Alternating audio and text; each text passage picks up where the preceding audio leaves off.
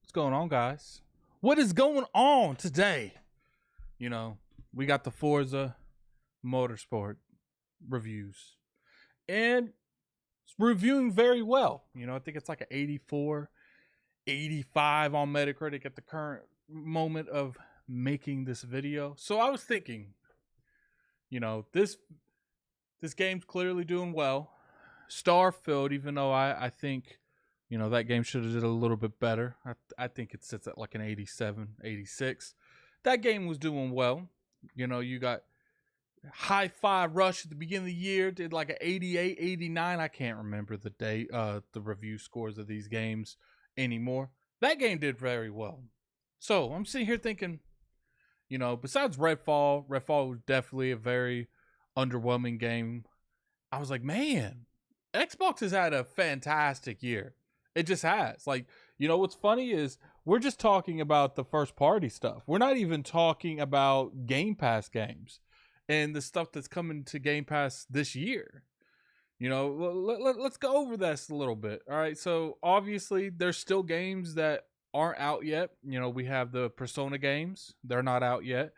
We have all the games that has come out. And keep in mind, even with all of this stuff, even with these 80 plus games on Metacritic, keep in mind, a lot of these games that's went into Game Pass, they're doing fantastic by themselves. Lies of P, there's been a variety of, Sea of Stars, Payday 3, and I actually really enjoy that game, what I've been playing here. You got Ravenlock, and it's very interesting that the turn of events, because I do feel like last year was a little, what's what I'm looking for, underwhelming in terms of Game Pass games. I felt like bigger games wasn't coming as much as I would have liked.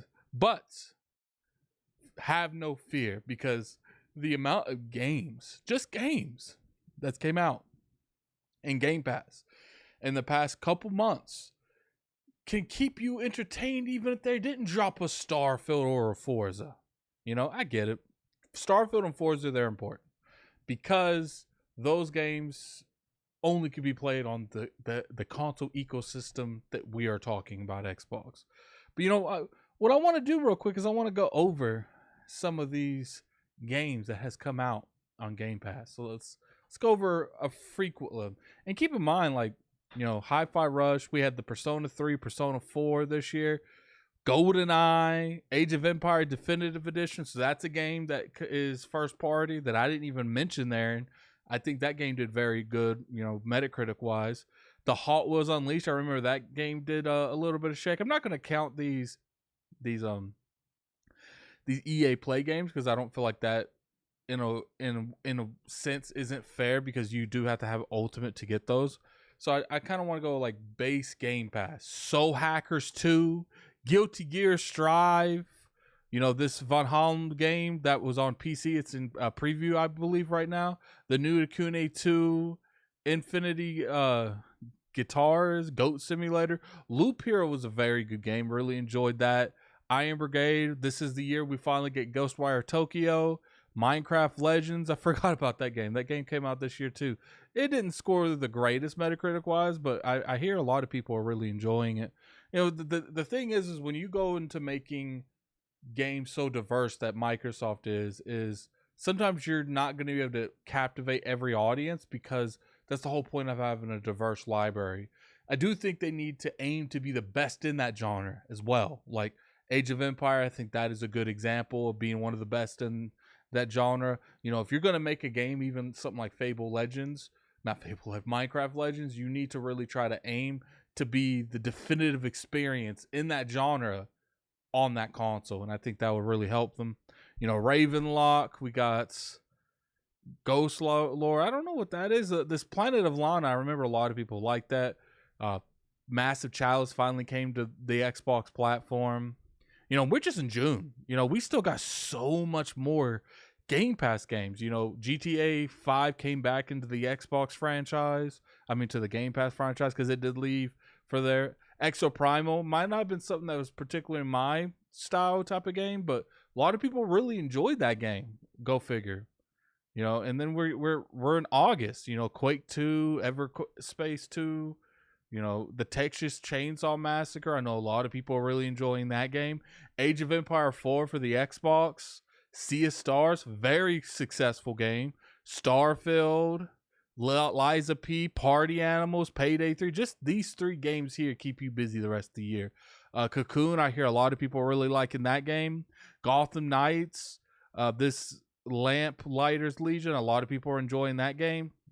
So, you know, and then not to mention we're not into the Like a Dragon from space. You know, there's still more stuff. Football Manager 2, Persona 5 Tactics. You know, the Citizen Sleeper 2. I know a lot of people really enjoyed that game. I mean, just look at these games that are coming to Game Pass most likely next year. It's insane. You know, you had so many Microsoft games that came out this year that scored very well, had good audiences. And obviously, you had some, you know, I would say I